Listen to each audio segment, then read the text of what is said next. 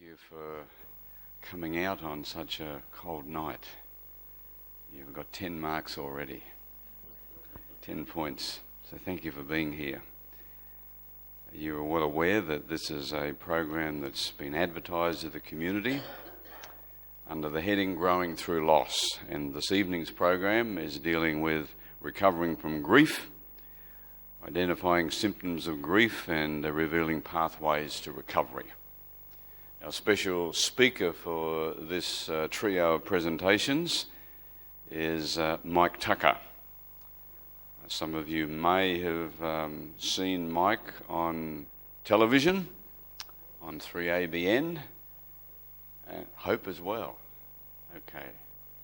Well, Mike is a director speaker of another television program entitled Faith for Today in the United States that operates a lifestyle magazine program.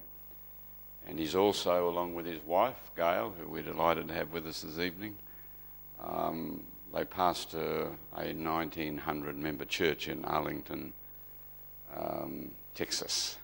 So I don't know how you do two jobs like that, but maybe Mike can tell us. So Mike, we're delighted to have you and Gail with us this evening. Mike has a lot of experience in the area of counselling. He actually has a master's degree in counselling and has done work as a chaplain in a hospital and in other various institutions. He's also a writer, and I've got listed here a number of books that he's written, and one of them I think will probably go well for the weekend presentation that we're dealing on marriage, entitled 10 Keys to Happy Marriage. Mike and Gail have two daughters. One's a teacher. The other is is she a mum? No. Oh. Okay, she's married. He's married and does counselling. Okay. So they've recently arrived, just fresh from the sky. And they got me up fresh in the morning. It was a delight. Yes, as you are well aware, it's a long journey from LAX to here. When I've done the trip, I can't believe that you've got to be up in an aircraft for so long. 14 hours, 1, 13 to go, 2, 12 to go.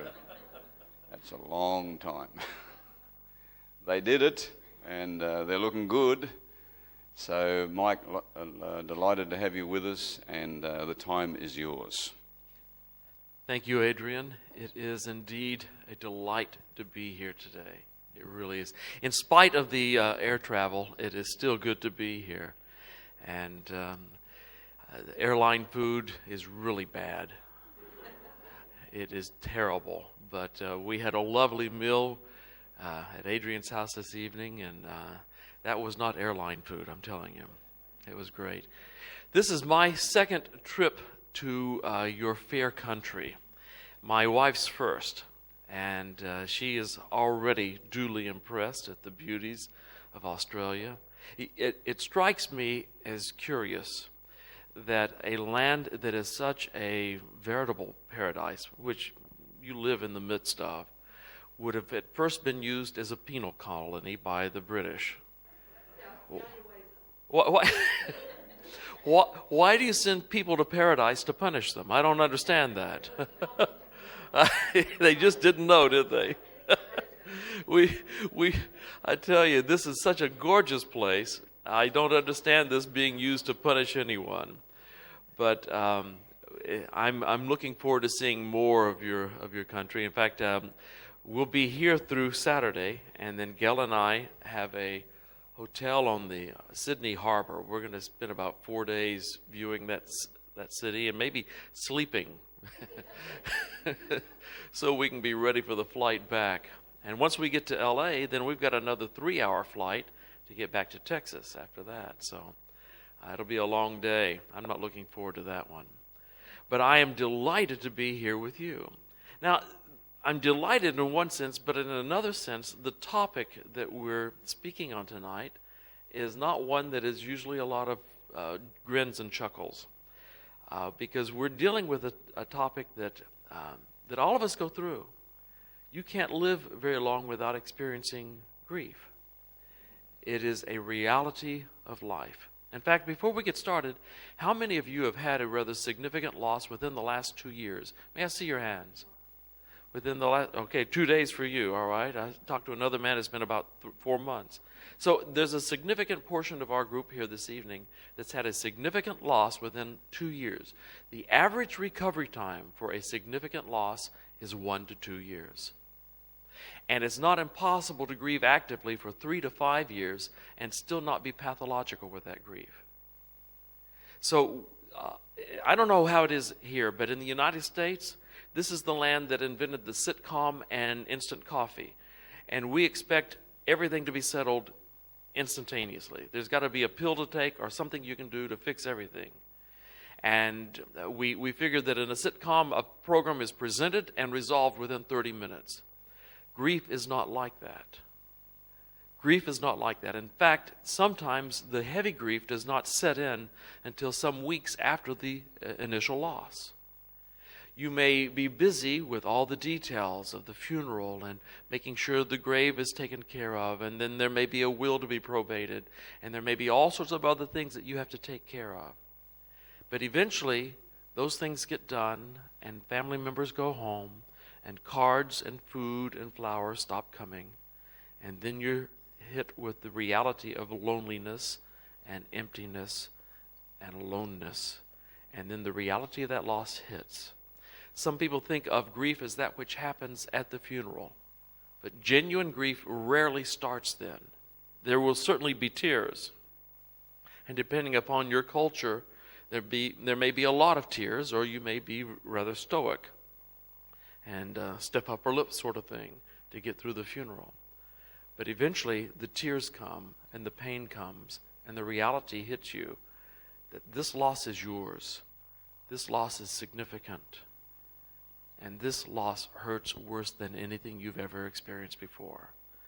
Because a significant loss is by far the most painful experience of life. In fact, it is so painful that you're afraid you're not going to survive the grief. And you wonder if it will ever end. And you wonder if you will ever be happy again. If your life will ever be normal again. Now, there are symptoms that really complicate this whole thing. And let's talk a little bit about some of the symptoms of grieving.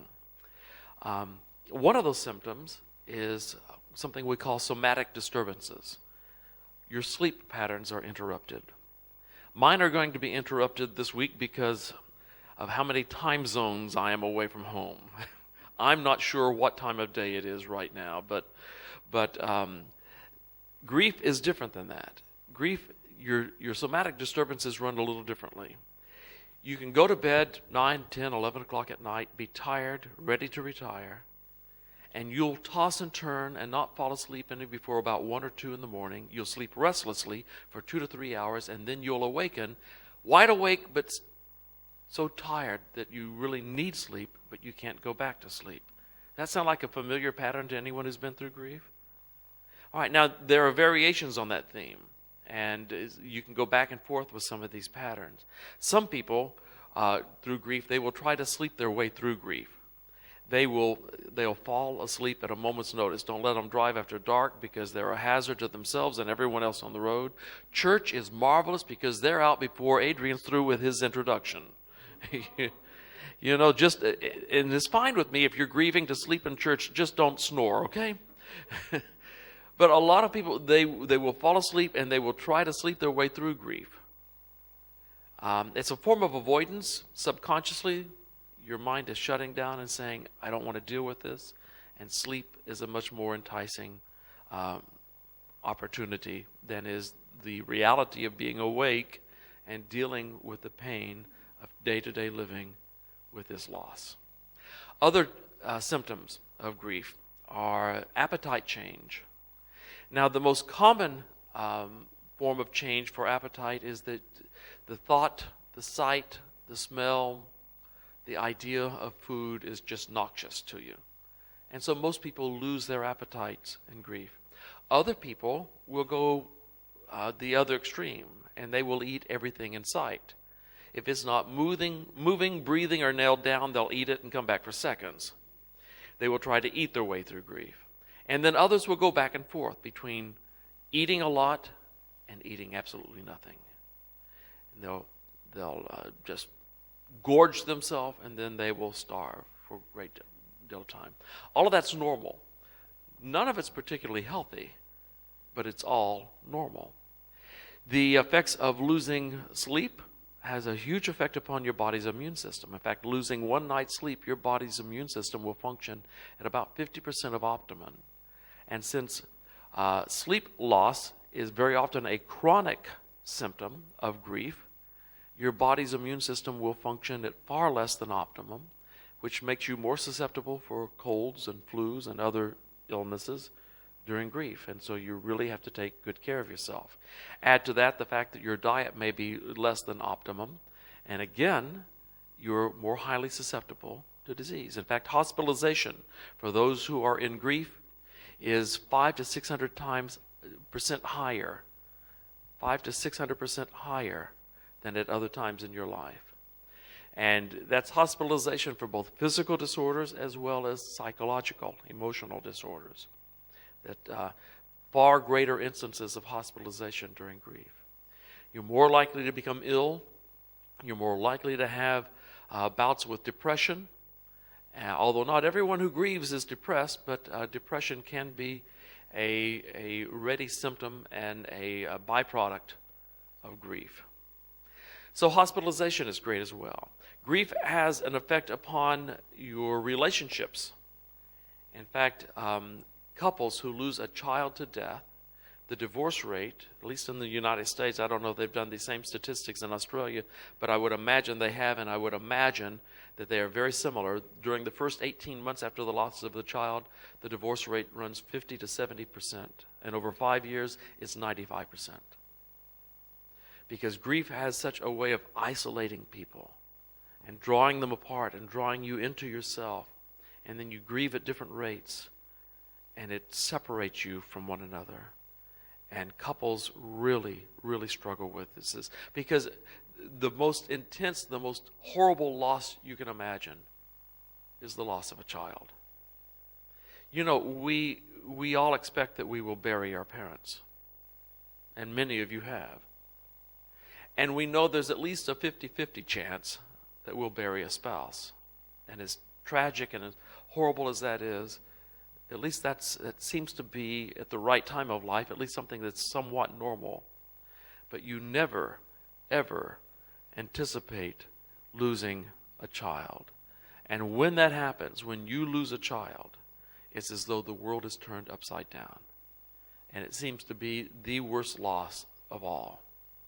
Now, other symptoms of grief is that you will have some physical symptoms other than what we've already described.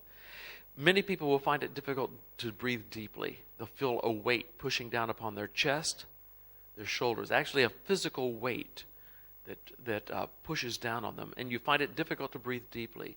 In fact, you may find yourself sighing more frequently. At the church where we pastor, our secretary, who recently has retired, some years ago lost her husband. And she would be working in the outer office, and I would be working in the inner office, and I would hear her sigh deeply. And her name is Selma. And I would say, Selma, yes? Are you thinking about Howard? Well, yes, how did you know? I heard you sigh. And so we talk a little bit about Howard.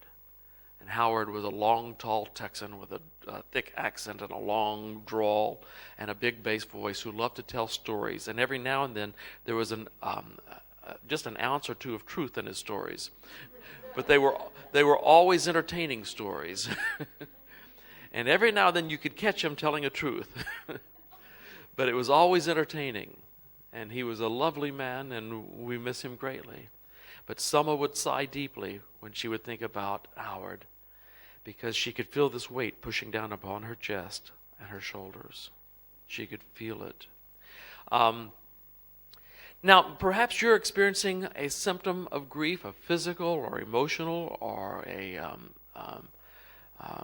some other symptom of grief, and at least you're wondering whether or not you're having a symptom of grief. Is something is happening, but you're wondering, is this symptomatic of my loss? Would you like to share with us? Do you have a question about physical or emotional symptoms that you're having? Anyone have a question about that? Is there a symptom that I didn't mention that is particularly noxious to you that we didn't mention here?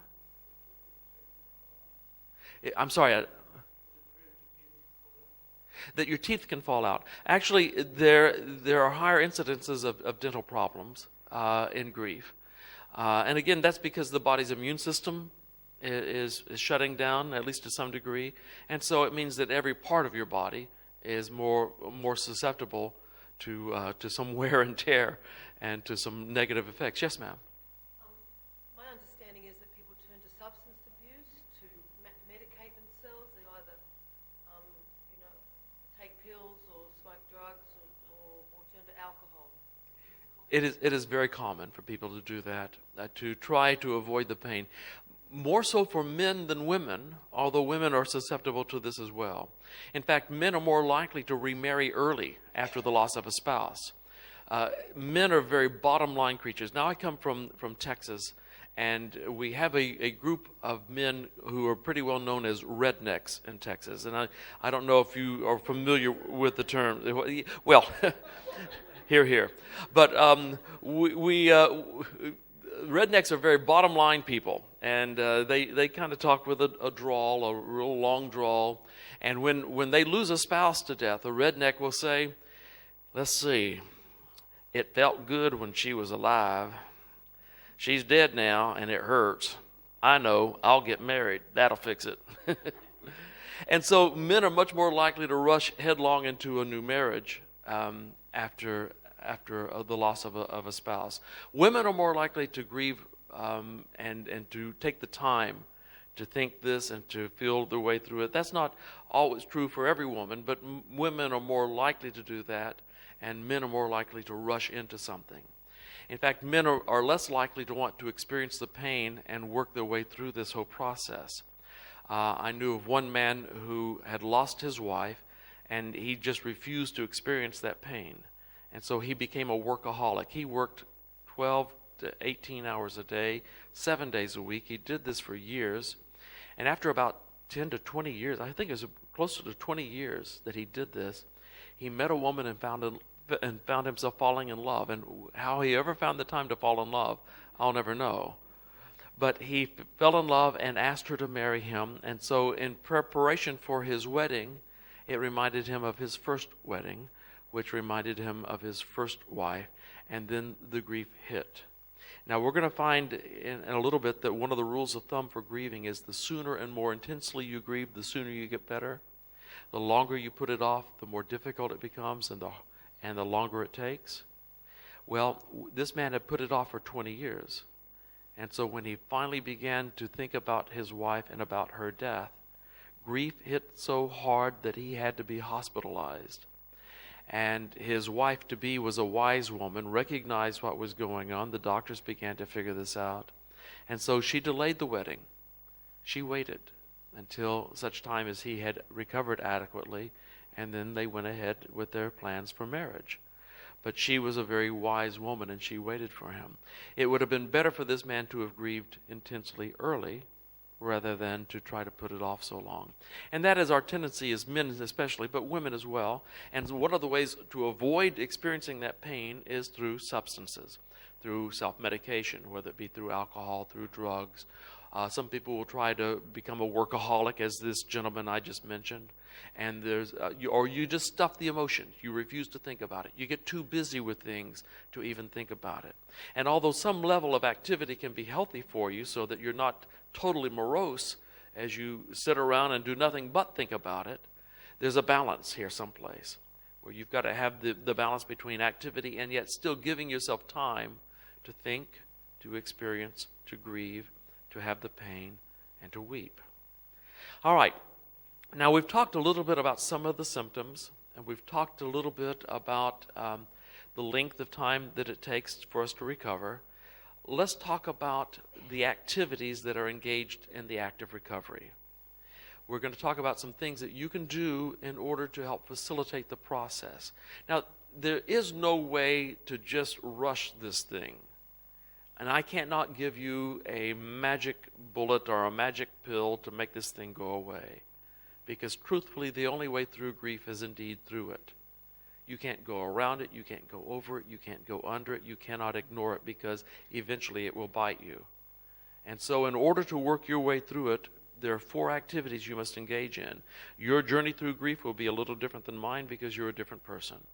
And also because your relationship with the individual that you've lost was different than anyone else's. There will be other people who you know or in your family who will be grieving the same loss, but their journey will be different than yours, even though you're grieving the same person.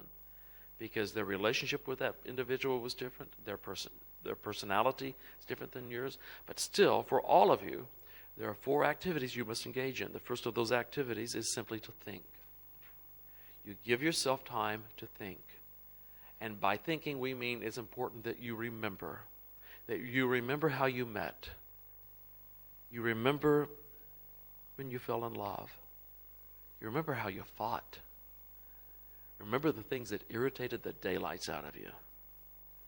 You remember the good times together, the Christmases, the holidays, the parties, the vacation you took. You remember all of those things, the good, the bad, the ugly. Remember them all. When the thought comes to you, think it fully. Allow yourself to take a trip down memory lane and to think all of these things and to think them fully. Some people say, I'm just too busy to do that. Well, then schedule it in. Put it into your PDA, your daytime, or whatever else it is that you use in order to keep track of your day. Schedule it into your day.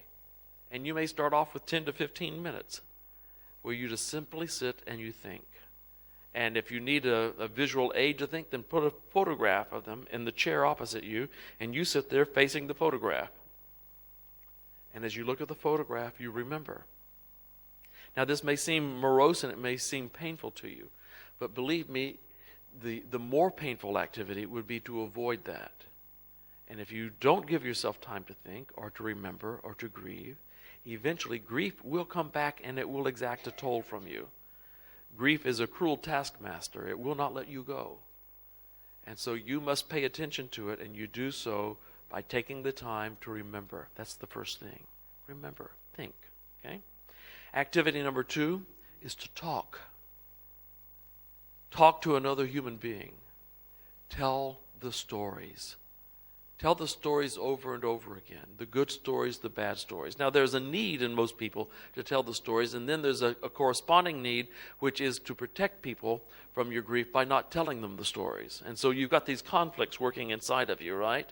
You want to, I don't want to burden you with this. I don't want to bother you with this. And yet there's this need to tell the story. And most of us have this overwhelming desire to tell the stories, and then we forget who we've told the stories to, because one of the symptoms of grief, which I forgot to tell you, it almost like I'm grieving, but the symptom of grief is the loss of short-term memory. Short-term memory loss. You can start 1,000,001 activities and not finish any of them because you can't stay with it that long, you know, and you can't remember what you started anyway, so it doesn't matter. I talked to a woman who was doing something in one room of her house, remembered she needed something in another room to complete her task, got up, went to the next room to get whatever it was she went there for. She got in the middle of the room and could not remember what she had come for, which just frustrated her to no end. So she thought, well, I'll go back and complete my task. And then she turned around and could not remember where she had come from or what she had been doing. Someone said she went to the mailbox and couldn't remember if she went to mail a letter or to pick one up. So short-term memory loss is a part of this, but still your need is to tell the stories. Tell them over and over again. I talked to a woman whose mother had married again after her first husband, this woman's father, had died, right? And she had married again, and they'd had a marriage of about 20 years. And when this man died, the second husband died, the mother moved in with her daughter and her daughter's husband and their 3 children. So there were 6 people in the house altogether, 5 of them and this the mother who had lost her husband. And so her daughter called me and said, I think Mom has lost her mind. I think she's becoming senile. I said, well, what makes you think that? She said, well, she has told us all in the house, everyone in the house, the same stories at least 5 times apiece. I said, all right, let's think about this. Does she know her name? Well, yes. She knows your names? Yes. Days of the week? Yes. She knows who the president is. All those things, all the reality orientation questions, she had them right. I said, your mother's not senile. She's not losing her mind. She's grieving. And if you want to help her, shut up and listen to time number 6, 7, and 8. And eventually she'll tire of telling the story and she'll move on. And so they did. And eventually she got that out and was able to move on from her grief. But there's a need to tell the story. So tell the story. And you know all those people who were at the funeral who said, if there's anything I can do for you, just call them. I need 30 minutes of your time. I'm going to bring the Kleenex. What I want you to do is sit there, face me, nod your head up and down and say, uh-huh. That's all I want from you. I don't want you to preach to me. I don't want you to fix this. I don't want you to tell me I'm right or I'm wrong. I don't want you to tell me about your grief or your situation. I just want you to sit there and nod your head. And when 30 minutes is up, you can time me. Then you say, time's up, dear. And you can hand me a Kleenex. I'll cry and we'll go home. Now, some people will say, ask me anything but that. Well, that's fine. Cut them some slack and go on to the next person on the list. But sit and tell someone the story. By the way, if you're not grieving and someone calls you and asks you to do this, do it. And if you could learn to say at the appropriate time, well, how did that make you feel? Then you too could be a counselor and charge $140 an hour for that activity. Actually, they've done research on people who were depressed. One group talked to a good friend on a regular basis, and another group talked to a professional counselor. The recovery rates were identical. Counselors are rent-a-friend. And so taking the time to talk to a good friend who will simply not preach to you, who will not condemn you, who will not judge you, but will simply listen to you can be the most therapeutic thing you could ever do, which tells you how you can minister to someone who's going through grief, doesn't it? The hardest thing for me to do, to get preachers to do, is to shut up.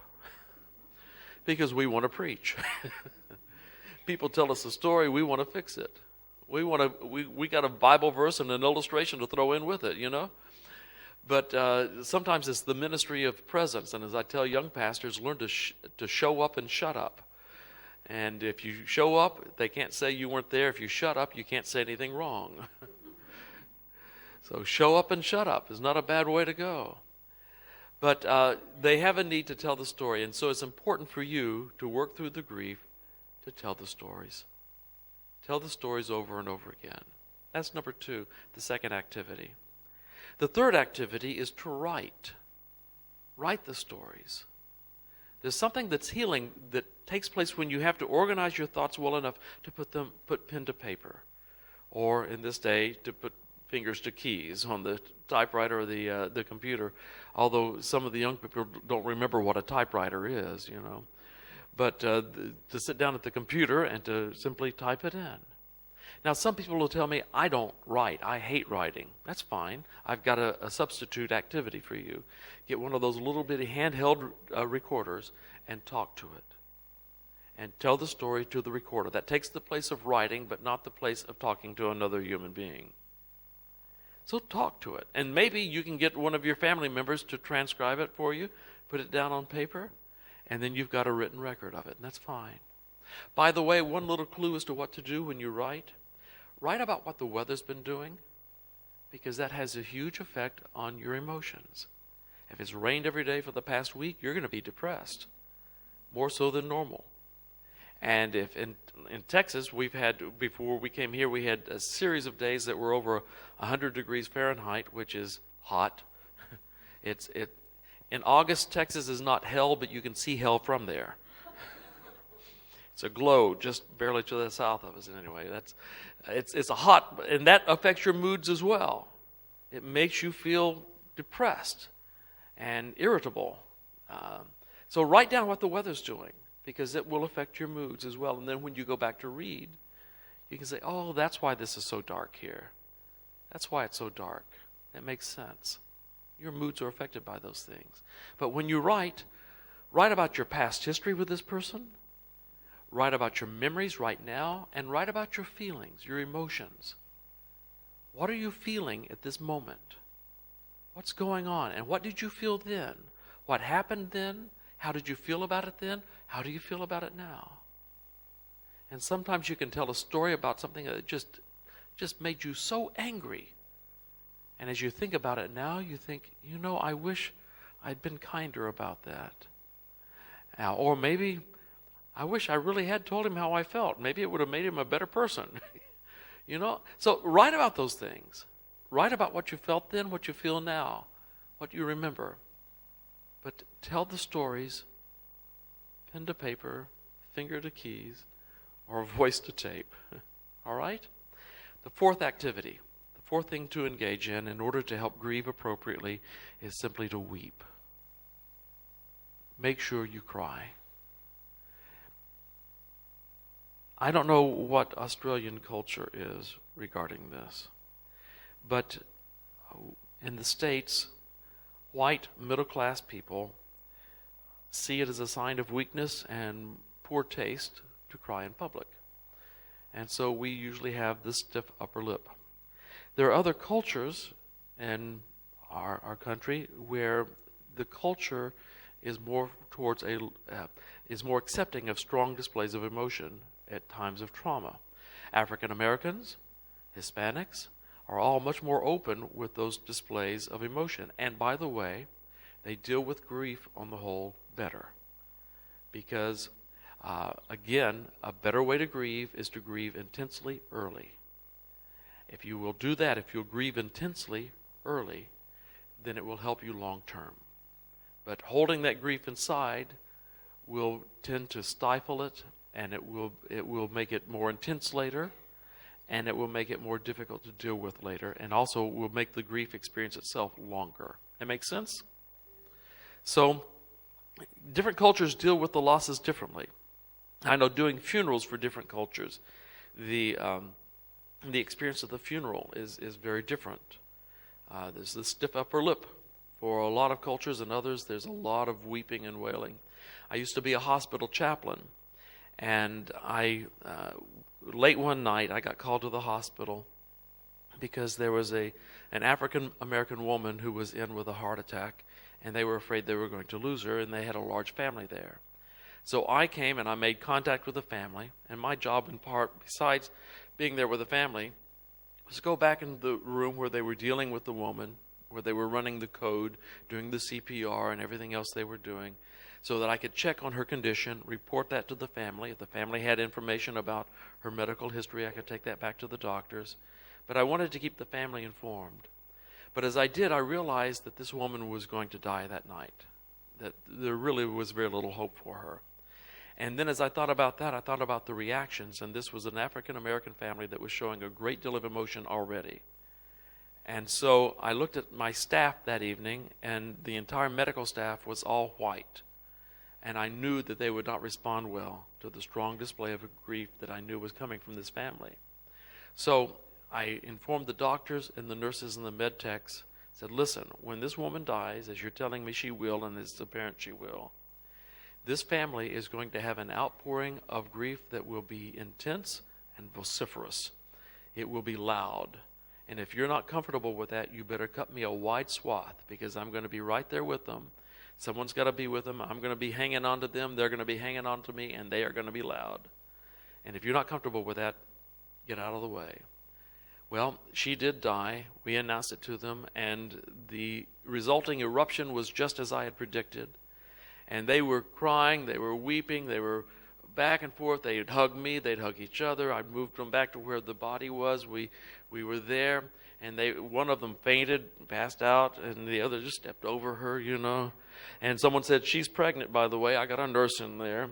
And I looked around, and there was no medical personnel in the place. They had vacated, man. They were gone. They did not like that. They were not comfortable with it. Boom, they were gone. Now, it made them uncomfortable, But the truth is, it was a healthier way to deal with it because they grieved intensely early. Long term, this family's going to do just fine with this loss. But a lot of us, with the stiff upper lip, and we try to be strong. I want to be strong for my family. Let me tell you something. Strength is overrated. Being strong for your family is vastly overrated. Here's what's really helpful for families: to see someone who is strong enough to give expression to their grief. Because our children learn how to grieve from us. And what we teach them when we fail to weep is that it's not all right to show emotion when you have a significant loss. It's not all right to cry. We shouldn't do that. And that means they will learn the same patterns and they will stuff it as well, and it will eat at them inside. It is much better to show them that you are strong enough as a person, strong enough in your faith, strong enough as a human being to be able to give expression to this pain because it's normal, it's natural, it's healthy. That makes sense to you? All right. I don't know that we'll change culture tonight, but we can work on it. We'll take a strong step towards it. Those are the 4 activities where you can think, talk, write, and cry. And if you can do those 4 things, chances are you're going to grieve appropriately. As long as you're doing those things. Some people tell me, I wish I could cry, but I can't. Don't worry a lot about that. As long as you've given yourself permission to cry when you feel the pain, when you feel the urge, you know it's okay, and you've given yourself permission. When you need to, you will. There are a lot of things you're going to worry about during grief. Don't make whether or not you've cried enough one of those things you worry about. Just know that you have permission to do this, that's okay. Any questions about this before we go on? Yes, ma'am. What do you mean by being pathological about grief? Pathological with grief means that it becomes unhealthy. It simply becomes unhealthy, and it becomes unhealthy emotionally, psychologically, and even relationally, and sometimes even physically. So there's a pathology to grief.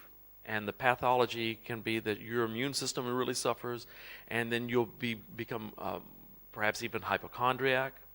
Relationally, it shuts other people out of your life. Emotionally, you remain morose, depression, and you become the thinking becomes sad, if only, and very negative thinking.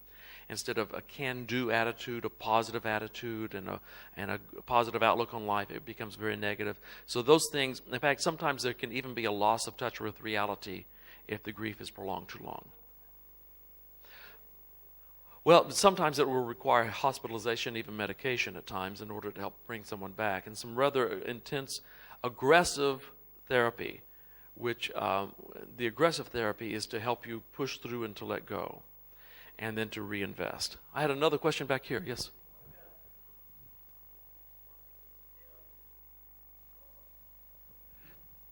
I'm glad you brought that up because a feeling of distance from God is a normal response to a loss. In fact, anger with God can be a normal response to a loss. And it as a whole is not usually something to worry much about. It's more important that we take the journey. It is very common for people to ask a question about why did God allow this to happen? Or to feel very distant or separated from God, as though God has put a shadow there or a wall between yourself and Him. And there are very real psychological, even spiritual reasons why this happens. I think God communicates His love to us through a variety of sources, His Word, through prayer, through worship, but also through the people we love. And one of those significant sources of information about God's love and concern for us has suddenly come to an end. And so it feels as though God has turned His back on us. And then you add to that the complicating effects of the depression and the other emotional shutdowns that happen as a result. And so we feel distant from Him. Now, some people actually lose faith long term over this.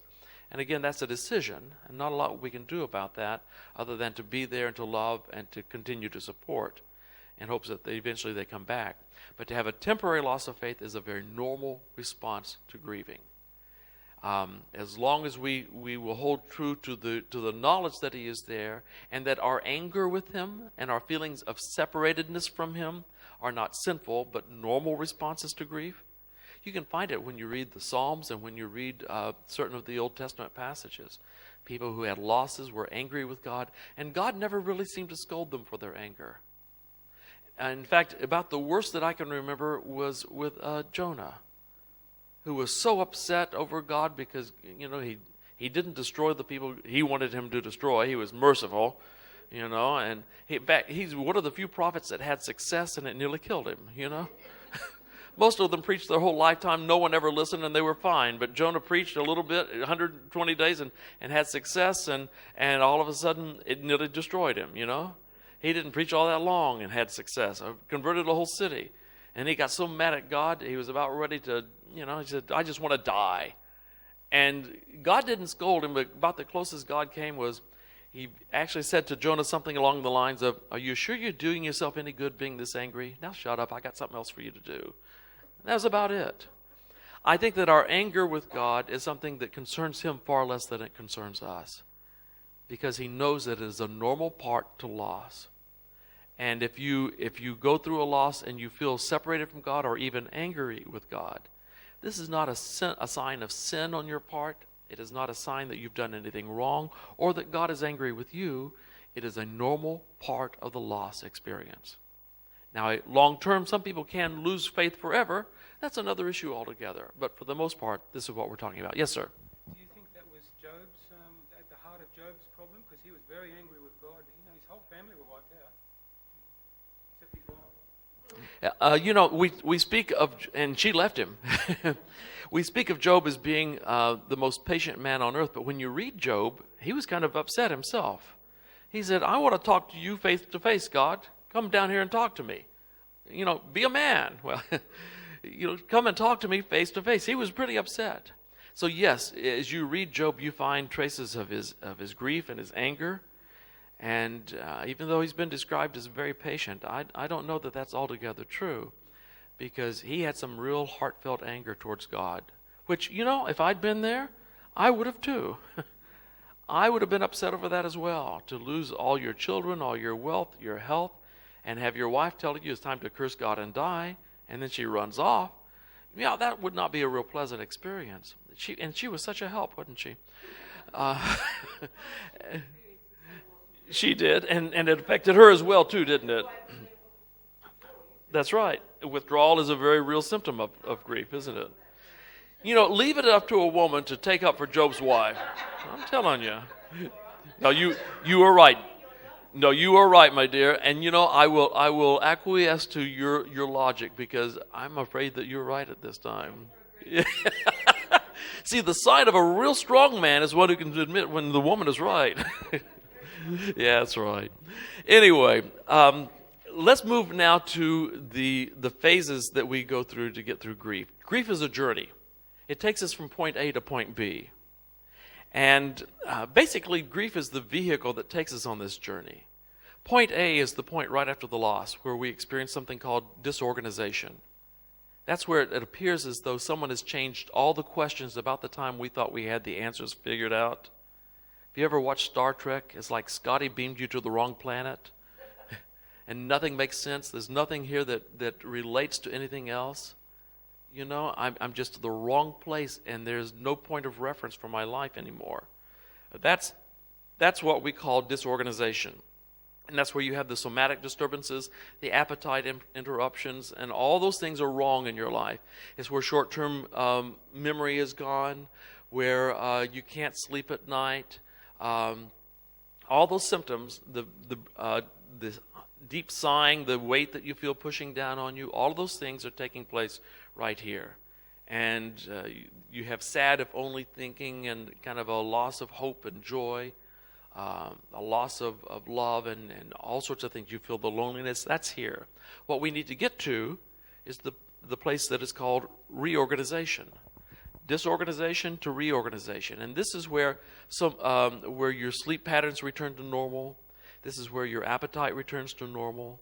This is where you begin to think long-term. In grief, long-term may be lunch. That's long-term planning, Short-term may be the next 5 minutes to an hour.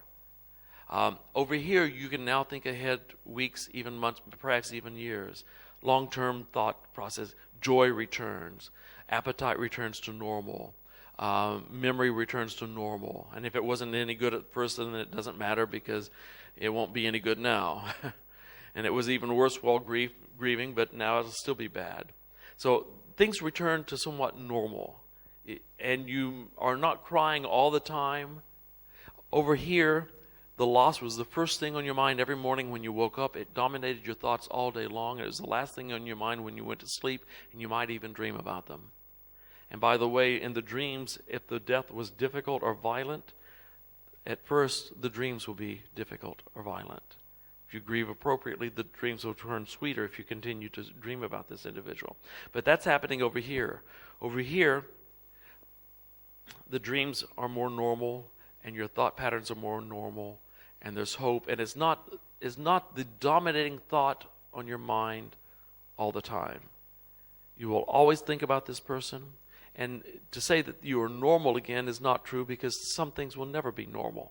They'll never be the same again. But you're not actively grieving now. You will think about this person, and you may cry about them from time to time for the rest of your life. Doesn't mean you're actively grieving. It does mean that you miss them, and you will for the rest of your life. So this is what we've got to get to. We've got to get to reorganization. Grief is the vehicle that takes us, but there's no superhighway on the grief journey. It's all back roads. It's up and down these crazy mountains of yours, back and forth, and you're going to get sick back and forth. You're going to get car sick. And this vehicle is like an old beat-up Ford with 150,000 miles on it, maybe 200,000 miles. It needs a ring job. It is in bad shape, and it's only goes slow.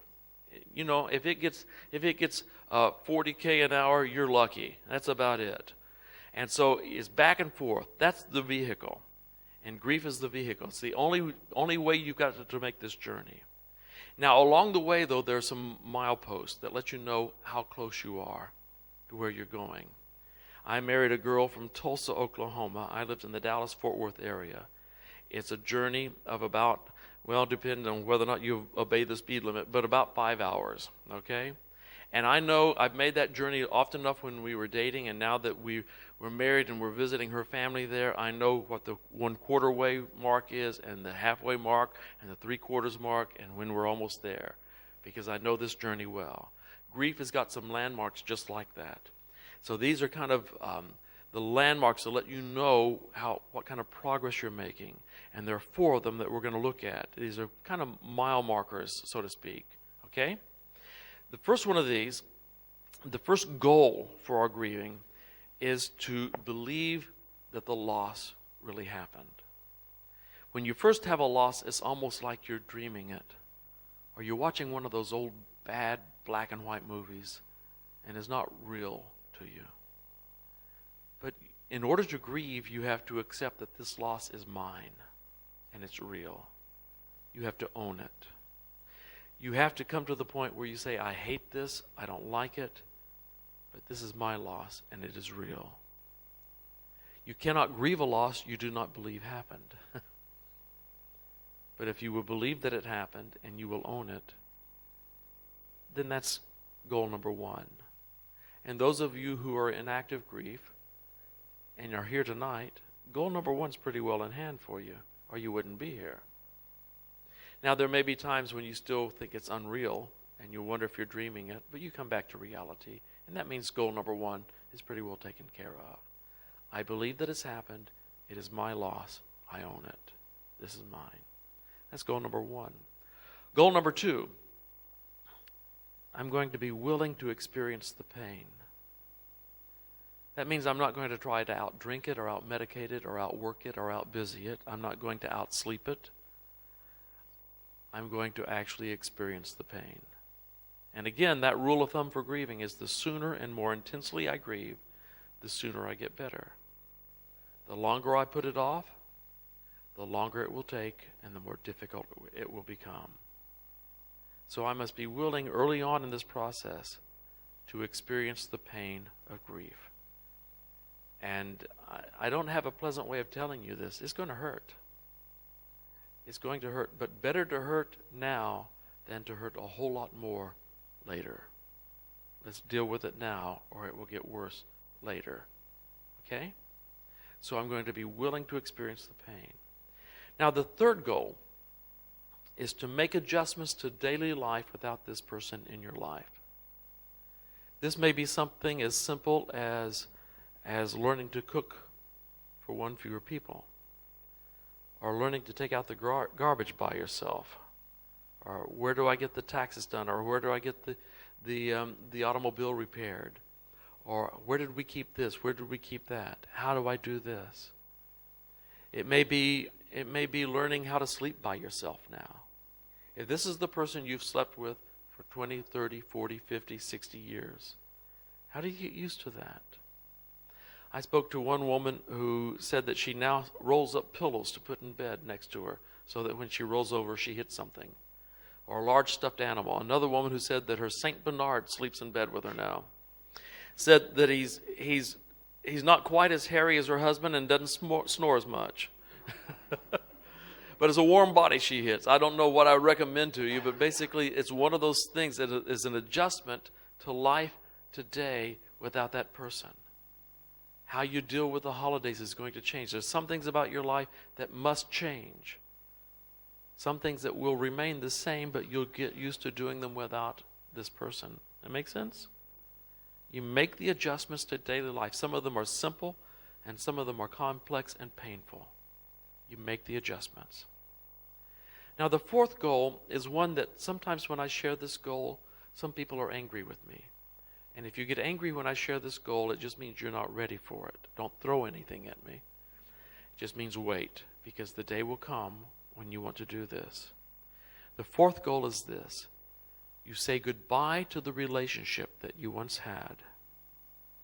You withdraw the emotional energy and reinvest it elsewhere.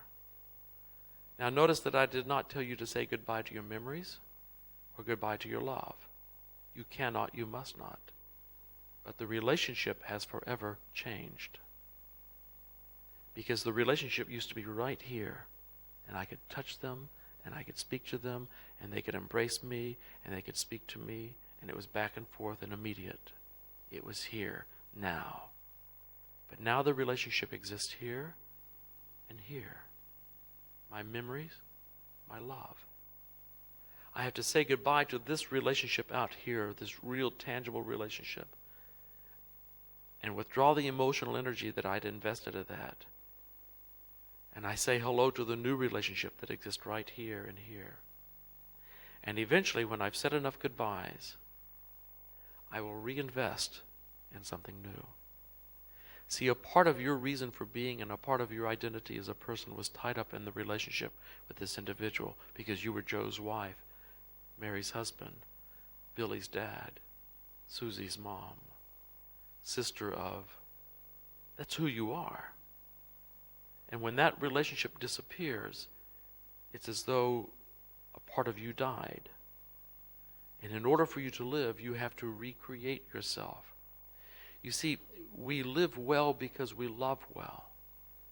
You live well because you've invested your life well.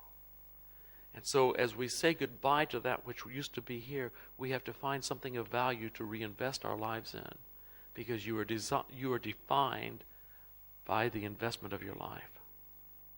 That's what makes your life have meaning. Martin Luther King said, "No man is fit to live until he's found something to die for." No one's really ready to live until he has found something bigger than himself to live for. And the things that give your life value, if you think about it, are the relationships for which you would die. You would have gladly given yourself for the person you're now grieving. That's part of what gave your life value and meaning. And so when we reinvest, we invest in something of value. It may be your God, it may be your community, it may be your family, it may even be in a new love. My grandmother remarried at age 78. It was scandalous. She married a man who was only 72. And I did the wedding ceremony. I married off Granny. They came to me and said, "We want to get married and we want you to do it." And I usually require premarital counseling, and I said, "I am not going there. You are on your own. I'll show up and do the wedding, but I am not counseling you." And they were married for 14 years. Died within 3 months of each other. My grandmother's marriage to my grandfather was tough, and she had to endure a lot with him. He was not a pleasant man. Her second marriage was sweet, and I was happy for her that she'd had that kind of sweetness. I don't know how you will reinvest. For my grandmother, she fell in love again. She was like a schoolgirl at age 78, getting married again. And I don't know what will happen to you, but I know that the reinvestment that really matters has to do with people. And that's when we decide that it's time to give ourselves permission to stop grieving and to start living again. And you won't say goodbye all at once. You may say goodbye to different aspects of this relationship. You may say goodbye to him as your garbage man, or her as your cook, and eventually as your lover, your companion, your friend, the father of your children, the mother of your children. You will say goodbye to each one of those parts and then move on. A little bit at a time. Now, that's painful, but you start that process when you're sick of grieving. When you are so sick of grieving that you can't stand it again, that's when you start saying goodbye. And you let go bit by bit, and eventually you reinvest. I used to do programs such as this for a hospital when I was a chaplain.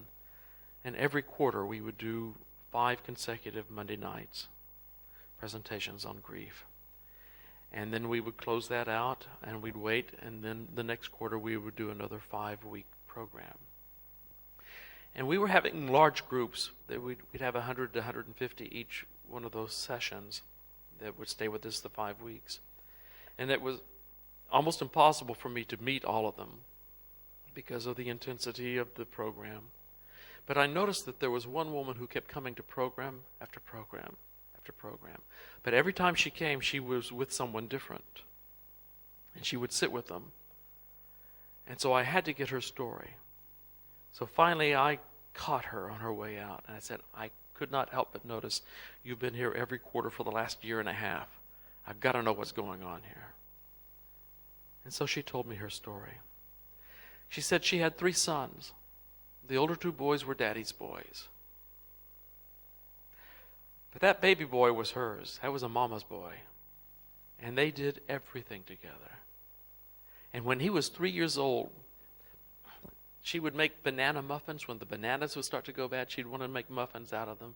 And he would help her with that. He would sit on the cabinet and talk to her as she made the muffins, and his job was to crack the eggs. And he was good at cracking eggs without getting the shells. I can't do that at my age. But he could crack the eggs, and that was his job. And he made banana muffins with his mother. One day, the banana started to go bad. She needed to make the muffins, and she realized that her son was out playing with his brothers, and she thought, I'm not going to disturb him. So she made the muffins without him. He came inside and realized what she had done. And she was in trouble. And she apologized, and she said, the next time I make banana muffins, you'll make them with me. Okay. It was shortly after that the accident occurred, and the boy died. She was just destroyed by this. As you can imagine, the loss of a child. It was just killing her. And she was just on this downward spiral. And someone sent her to Grief Recovery, the program we were doing at the hospital. And she said, the night that you told me I had to say goodbye to that relationship is the night I wanted to strangle you. Because I said, I will never say goodbye to any portion of this relationship ever. Ever. But my grief got worse and worse. And finally, one night when I could not sleep, I was up in the house, walking through the house, crying and crying. And I walked into the kitchen and saw the bananas were going bad. And without half thinking, I started making banana muffins. And it hit me when I started to crack the eggs. He was supposed to be doing this with me.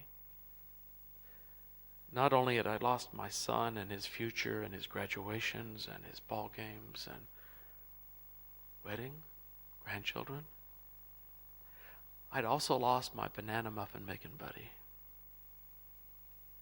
And so in desperation, she said, I stood there in my kitchen and I looked up to the heavens and I said, Johnny, I love you with all my heart and I always will. But on the face of this earth as we know it, I will never again make banana muffins with you. So tonight, I'm going to say goodbye to you as my banana muffin making buddy. Goodbye, Johnny. She said, I cried for an hour, just solid, just wept. But she said, I went to bed and slept. And that's when things started to get better. And so I got the courage to say another goodbye, and another, and another, until I quit grieving. Oh, I'll always cry about him, and I'll always miss him. But I'm not actively grieving. But she said, the reason I'm here every quarter with you is because whenever there's a death in our family, whenever there's a death in our church or our neighborhood, I wait. I wait until the funeral's over and everyone quits coming and sending flowers and food until they feel alone. And when they feel alone, I make banana muffins. I take them and I knock on the door. And I say, I have a gift for you. It's banana muffins, and there's a story behind the muffins. And when you're ready, I'll tell you, and then I leave. But the curiosity gets the best of them, and eventually I tell them the story, and then I pick them up in my car, and I bring them with me to grief recovery.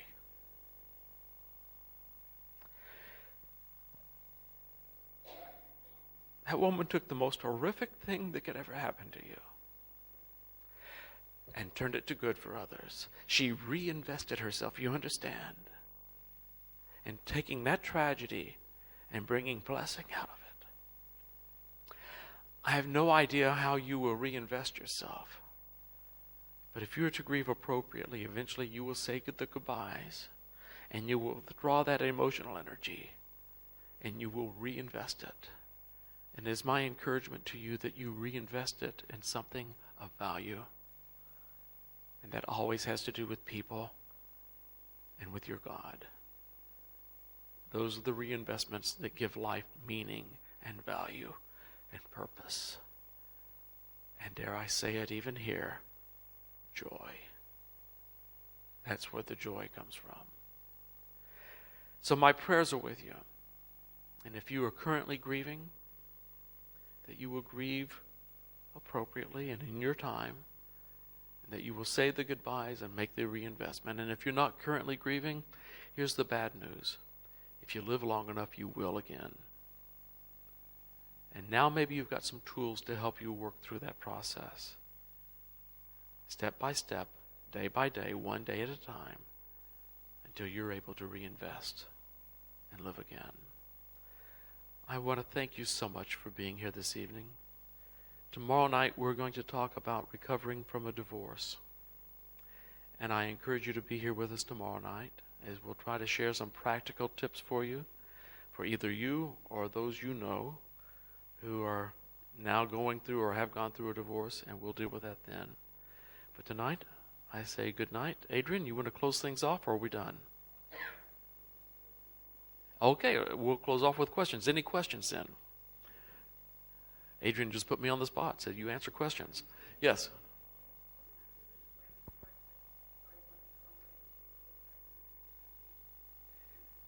Yes, a dysfunctional relationship complicates the grief process.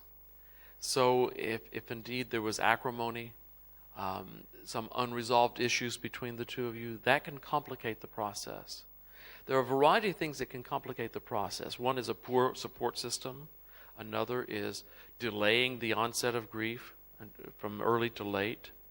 Another is unresolved issues, an acrimonious relationship. Another has to do with difficult death. Suicide really makes it difficult. And that usually means that there were unresolved issues. Because most people who commit suicide have experienced depression for such a long time that it's isolated them from family members, making those relationships difficult at best, and sometimes almost impossible. And that means that the grief process is very difficult because it complicates those left behind with feelings of guilt, At times, I should have been aware, I should have stopped it. Or anger, how dare you do this and leave me here? Feelings of complications about salvation for this individual. All sorts of other things that can complicate this issue. So that's another thing that complicates it. Other difficult deaths would be where a body is not found, or through murder where no one is brought to justice, missing persons, or some of the socially difficult diseases, and in some circles, AIDS is still one of those. And so that can complicate the process. You understand? So all of these things can complicate it. But certainly anything where there is an unresolved issue or some difficulty between you to make it difficult. One such case is where there was abuse, molestation going on in the relationship. And you talk about a bevy of emotions that are unresolved and issues. So yes, it complicates it. It does not mean that it cannot be resolved. It can be. And there are various things that you can do depending on the situation in order to help facilitate that. But it does complicate it. So complicated mourning can result from those difficult losses, those difficult type losses. Does that answer your question?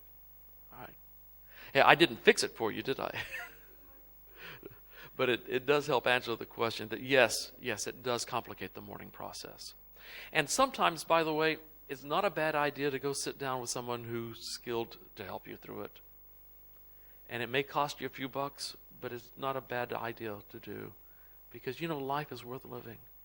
And maybe it's worth the investment that it takes to work through this difficult thing. Is there another question? Yes, ma'am, back over here. Then. Yes.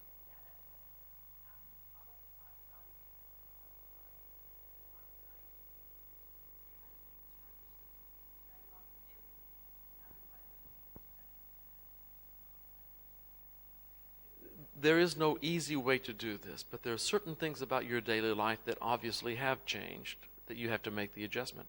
With a 4-month-old, there was daily care that is no longer administered.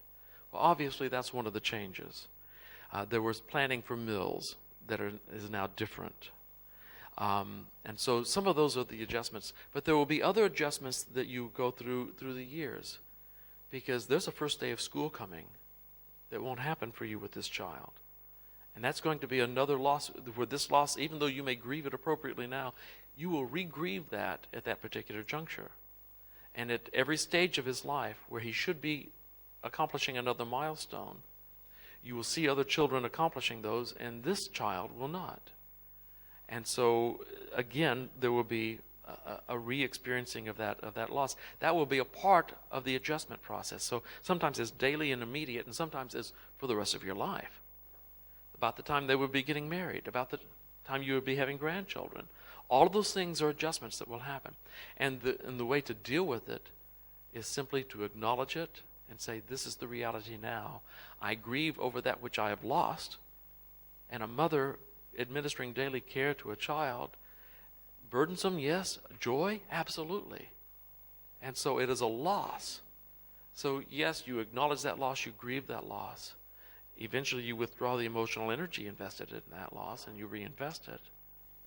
But that adjustment is made by just accepting the reality and doing something different today. One family in the United States, Thanksgiving, big holiday. One family lost her mom, and she was so tied to her mother that even as an adult with children, she lived 2 doors down from mom. Because mom would have it that way. Mom ruled everything, but mom had never told her she loved her, and yet controlled her. Thanksgiving came, and they had not sold mom's house yet. And the lady called me up. Should we? I don't know. It was always the rule. We had to eat Thanksgiving dinner at mom's house. We haven't sold the house. Should we go down there and eat it? I said, absolutely not. This is one of those adjustments. You start a new tradition. It may be a tradition that lasts 1 year, but you break that old tradition and you start something new. So you will have to break some old habits, some old traditions, and replace them with something new. And it doesn't mean that what you replace it with will last your lifetime, but it will make the transition now. And so in the place of the care that you daily administered, you may find something else that you will do to take that time for you, at least for right now, while you grieve the loss of this child. recognizing that although you can stop the act of grief now, eventually you will re-grieve this to some degree with each new event in your life. That answer? All right. Yes, sir. This would be a case study only. If you had a couple where the partner had no quality of life for years, that partner would have lived on his own, prepared his own meals, done his own thing. The death of that partner would be a relief at the end. Would the grieving process be different? Yes, it is. In part because very often with a situation like this, and what is described is a partner who's had a protracted illness and then died after a protracted illness, where there's been a great deal of care administered to that individual, a great deal of up and down with their life. And the initial response is very often a response of, oh, so glad it's over. Now, that response will last for most people for a while, and then grief itself will set in. Now, if indeed they have done something we've called anticipatory grief, which is imagining what it's going to be like when this person is gone, recognizing the reality, this is coming, I know they're going to die, what's that going to be like? You do some anticipatory grieving of what you're about to lose. That will not shorten the time, it will take the highs and lows off of grief experience. So it may not be quite as high, quite as low. It'll be a little more even pace for you. It will usually be the same length of time, but without the extremes, because you've done the anticipatory grieving. And again, the initial response is, oh, so glad it's over. And then you go back and grieve. I had a woman whose husband died of cancer. She had spent the last year of his life caring for him, hands-on. And the day after he died, her son announced to her that he had AIDS. She spent the next year caring for him. So 2 years out of her life just caring for these two people who were dearest to her. When he died, it was, she said, I don't think I'm going to grieve. I've already done it. It's such a relief. I said, enjoy the relief. And maybe you're right. I know she wasn't. I said, maybe you're right, but if indeed you start to grieve later, let me know. Well, a couple months later she called and she said, I am in bad shape. I am grieving. I said, okay. She said, but I'm grieving not for my son, but for my husband. I said, that's fine. That's probably the appropriate one for you to grieve right now. Eventually, I think you'll have a relief from that and then grieve your son. And you'll probably grieve them in sequence, one at a time. I said, but that's okay too. Let me help you through that. So the initial response is, Another time that happens is when a patient experiences what we call the Lazarus syndrome. That's where the doctors say, tonight's the night, call the family in. You call the family in, and the next morning they sit up and eat breakfast. My grandmother did that over and over again. We were just on this roller coaster ride with her, and when she died, it was, thank the Lord, this is over, because we'd called the family in so many times, we had more family reunions than you could count. And when she died, at first it was, oh, thank goodness this is over. Eventually, that passed, and we grieved. But initially, we did not, because the roller coaster experience was such that it was difficult. Another experience like this is Alzheimer's. You lose them twice. My grandmother had Alzheimer's, and she helped raise me. The day I recognized that her reaction to the janitor was the same as her reaction to me, I lost her. And I thought, well, all right, I've grieved her. But when she died and I did her funeral, I grieved her again. And that was difficult. Anyway, another question. Yes, back here.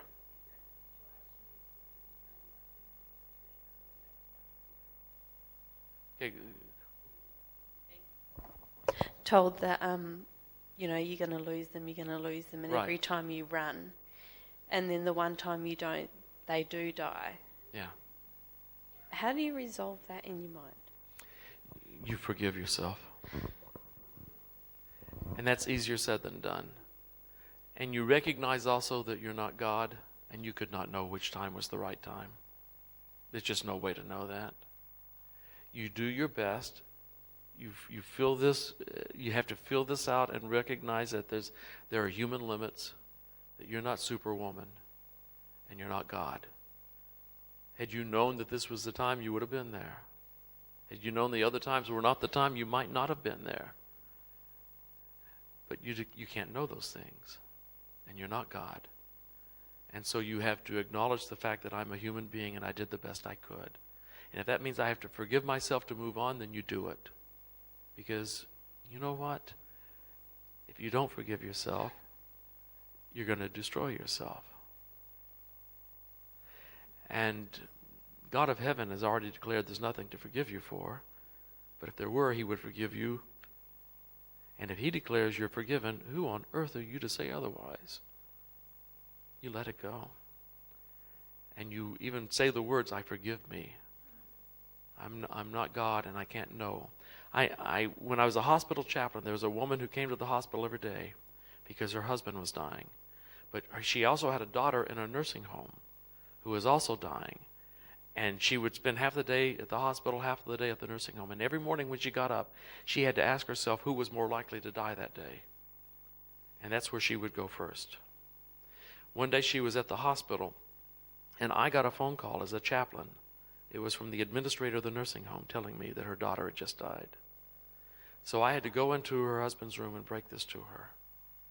And she said, I guessed wrong. I can't believe it. I wanted to be there with her when she died. She said, is there a place where I can make some phone calls? I said, yes, the next room was open. I took her in there. She made a couple of phone calls. We walked back into her husband's room, and it was obvious that he had died while we were gone. She had not been present for either death. And then, of course, she started blaming herself. The only way to know would be to be God. She's not. Neither are you. You let it go. You did your best. And you forgive yourself. Another question? Up here. We're going to get a microphone to you. We're going to make it all official. All right, and hear you on the tape. Go ahead. I'm sure you understand the system of Myers-Briggs and type, temperament, all that sort of stuff. Mm-hmm. How much do you think it matters what type of a temperament a person has of how they grieve?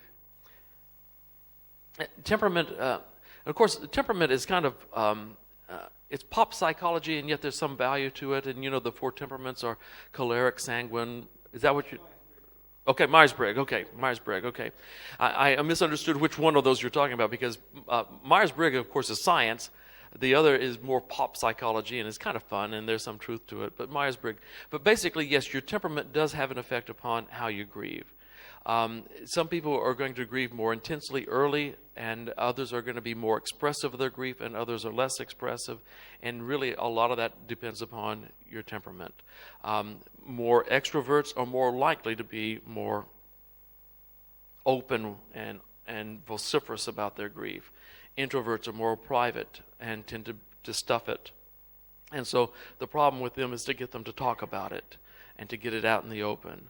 Whereas the extroverts, it's hard to shut them up sometimes, you know, because they're just out here all the time. So yes, it does affect it, and some portions of being an extrovert are better for grief because you express it, and you express it more early. But the problem with some extroverts is that they get so sidetracked and so busy with other things and that they don't take the time to grieve a long time, and then that will complicate it as well. Depression is more likely to set in with certain personality types than it is with others, and that will complicate the process as well. So yes, the temperament, Myers-Briggs, will complicate all of this. There's no doubt about it. Taylor Johnson, another one who's done study on the temperaments and others. But yes, it does affect it. And then you complicate that with the nature of the relationship that you had with this person. How close was the relationship? Was this an expected death? Was it sudden? Was it long term? Was this a parent? All right, that's one type of grief. Was it a child? That's something entirely different. Was the relationship acrimonious? Was it sweet? All of those things will affect all of this. And exactly how much one affects it versus the other, I'm not that smart. I don't know. But all of it will have an impact, along with your belief system. Those who have a deep faith, it will affect your grief, but only if your opinion of God, if your picture of God is one of a God of grace, love, forgiveness, openness, acceptance. If he's harsh, cruel, demanding, legalistic, interested in minutia about behavior, it won't help your grief. It won't help it. if he's more interested in your hair length than he is how you treat your neighbor, then that's not a God worth having. You need to get rid of him because he's not going to help your grief, for one thing. And he's not a very pleasant God to have. But if he's a God who is open and loving and accepting towards you, who is gracious and long-suffering and longs to give you eternity, that's a God who's going to help your grief. A God who forgives your sins immediately, who has nothing but good in store for you. That's a God who's going to help your grief. So that picture is another thing that will affect your grieving process. Is there yet another? I know that Adrian told me I was supposed to shut up by about 8:30, so we're right on that money here. Yes, right here. I was just curious, those steps that you were saying about that you go through, or that you should go through to help with grief, if some of those are suppressed for some reason, does that extend to 1 to 2 years? Yes, it will. And it will complicate the mourning process. So in other words, if I fail to acknowledge the pain, or experience the pain, or I fail to acknowledge that this is mine. In fact, that first step of believing that the loss is real and that it's mine, if I ignore that long enough, I can actually lose touch with reality and almost never come back. And so it becomes a very critical thing after a certain amount of time that I acknowledge this. But so, yes, that can complicate the mourning. As an example, say you might have, like you were talking about the lady that had plenty of time to think, but even though you may have heard her lots of times, maybe she doesn't feel listened to. That's another thing, too, that some people don't feel listened to. And so there's a need to tell it more often. There's also, there's something that feeds us eventually about grief. At first, it is the worst thing in the world. But sometimes we get to the point where we get enough attention out of it, whereas we feel like otherwise we're going to be alone. And so there are all sorts of things that can come into play here. And then sometimes we want to hold on to this rather than say the goodbyes and let it go. Because saying goodbye is hard work. And it represents a change. And we're resistant to change as human beings. And so that's another thing that complicates it. You had another? No, Okay. I just All right. wondered.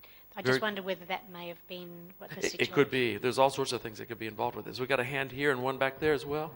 Okay, right here, and then we'll get right back to you, dear. Would you comment about the experience of anger? I can quote a case when I was in Fiji. A young Indian lad went out with some of our college students, and he drowned at some church function. And when one of the pastors of the church went to console the family, the father of the boy attacked him and belted him, punched him up, and so on, as an expression of anger and of blame. Would you like to comment on that and how it can be resolved? Yes. The two strongest emotions that people experience in a grief are usually anger and guilt. And sometimes the guilt produces the anger. And that anger can be leveled at God, at individuals who were a part of the church social in this case, who perhaps should have saved him and did not. Anger at the person who died. Anger at doctors. I've heard people say, I'm angry at a disease. That never sounds genuine to me, because it's hard to be angry at something inanimate such as that. Usually that's a shield for anger at a God or a hospital or a doctor or something like this. And again, I could be wrong about that, but that's what I believe on that one. But anger is a very strong emotion, and it is one that almost always accompanies a sudden loss. And again, that anger can be at yourself, at God, or other people. And very often there are certain caregivers who are easy to take the anger out on. Doctors, nurses, preachers they all fit in that category.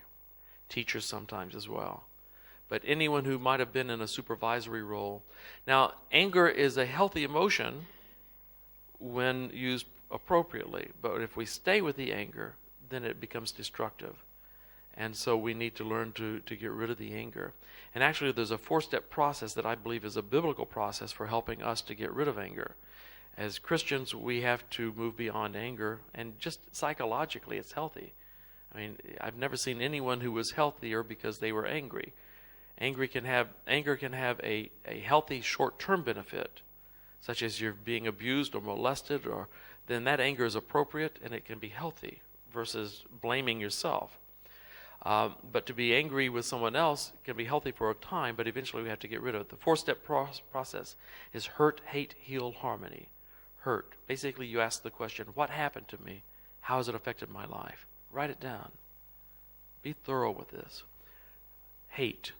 Who did it and how do I feel about them? And if you're worried about saying how you feel about this person from a biblical standpoint, read the Psalms. The psalmist said, make my enemies a vagabond. Let no one show them mercy. Make their wife and children vagabonds. Let no one show them mercy either. Or break the teeth of my enemies. In the days before dentists, that means they're drinking soup the rest of their life. Or blessed be the man who dashes their babies against the stones. That's sheer raw hatred, but it's poured out in the appropriate place in a psalm, which is basically a prayer. So we express this to God. This is how I feel. And you may not be all one thing towards that person. It may be I love a part of them, another part of me hates them. We'll express that. A part of me hates you. A part of me loves you. So hate. Number 3 is heal. Now that I've got all this out, I know what happened to me, how it's affected me. I know who did it, and I know how I feel about them. What am I going to do about it? And as the Christian, the only option, and in fact the only solid psychological option, is to forgive. Forgiveness is not a feeling, it's a decision. Persist in the decision long enough and the feeling comes. And then finally, harmony. Now that I've forgiven them, how will I treat them? And if this is a person who's dead, then obviously we're going to treat their memory. If it's a person who's still alive, we have to decide how safe they are for continued relationship. But even then, I'm going to treat them with dignity. And I let go of the anger. I let go of it. Otherwise, that anger will eventually destroy me. It takes too huge a cost. By the way, guilt can be dealt with in much the same way, especially I have to forgive myself, receive his forgiveness, and then I forgive myself through much the same process. Yes, back here. How do you help your children to grieve? You help them to grieve, number 1, by grieving appropriately in front of them. Instead of trying to be strong, you let them see you crying. And you let them know this is normal and this is okay and this is safe. And then you help them find ways to grieve by sometimes asking them to draw a picture about their memories or draw a picture about their emotions. And then by telling stories about the person who is lost and encouraging them to share their stories. What's your favorite time with Grandpa? What do you remember most about him? Or brother or sister or whoever this is. What do you remember the most? What's the best time? What's the worst time? What's on your mind right now? Well, let me tell you one of my stories, So you tell the stories. You encourage them to talk and to tell the stories. And as they tell the story, then you help them process the emotion. That must have made you very happy. I bet you really miss that about him, don't you? Those kinds of things. And as they talk about their emotions, they're allowed to cry. They see you crying. And they are able to tell the stories. Children learn to grieve appropriately. What do you say to them if they tell you that they're scared that you're going to die as a mother or a parent? You tell them that's very normal. That when a child has a loss, the first thing on their mind is, am I going to lose someone else? Am I going to lose mommy? Am I going to lose daddy? Am I going to lose a sibling? It's a very normal thing. And you reassure them. Well, first of all, mommy's not going anyplace. Mommy's right here. And it's my desire to be here with you, and I believe that God's going to keep us together. So let them know that their fear is normal and reassure them as best you can. Obviously, you can't make a guarantee I'm going to be here.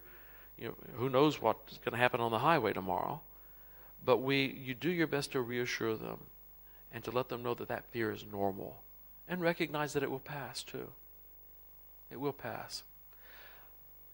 So that's an excellent question. And it's something we're going to get into the third night when we talk about children and their grief and how to help them through that.